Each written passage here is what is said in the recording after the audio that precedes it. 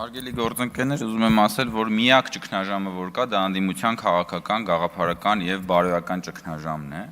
որի հետ մենք գործ ունենք եւ դա հաստատուն քայլերով ճգնաժամից վերածվում է վախճանի եւ դրա ամենավառ ապացույցը, այո, Գյումրիում տեղի ունեցած ու երեք բացահայտված կաշառակերության այդ շռնդալից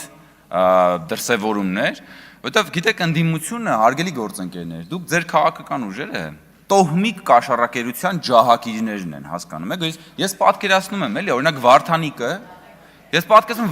ինչքան է սպասել այդ օրվան, որ ինքը դառնա քաղաքապետ ու ասի, ես հələ բերեք տենամ ինչ կա չկա ստե։ Ու հասկանում եք, Վարդանիկը ոնց որ ձեր անոնսն է, ձեր իշխանության, հիմա մենք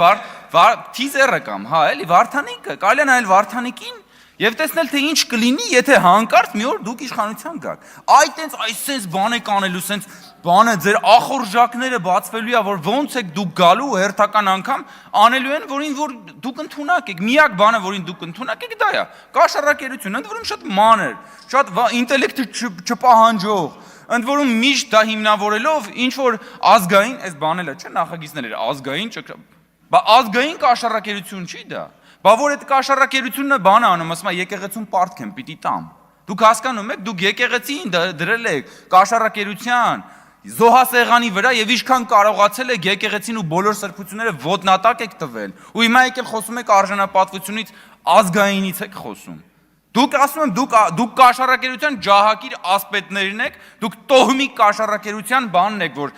հանրությունը միշտ ու Վարդանիկը իրականում։ Վարդանիկը բանն է, այդ ամոթի հուշարձանն է, որը քայլող կենթանի հուշարձան էր, երեգել վազում էր։ Վազող հուշարձանն է Վարդանիկը կաշառակերության, եւ մարդիկ տեսան դա, եւ պիտի միշտ դա դաշվի մեր ժողովրդի հիշողության մեջ, որ մենք չմոռանանք ձեզ։ Որտեւ լավ է, որ դուք կաք, որ մարդիկ չմոռանան, որտեւ մենք միշտ կանգնեցնում ենք օրինակելի մարդկանց հուշարձանը, բայց պետքա նաեւ երբեմն այդպես ամոթի հուշարձաններ լինեն, որ նայենք ձեզ եւ իմանանք թե ինչից է պրծել է ժողովուրդը։ Ազգային ճգնաժամ, չէ՞ մի չէ։ Ընդդիմության քաղաքական վախճանի մասին էր այս նախագիծը։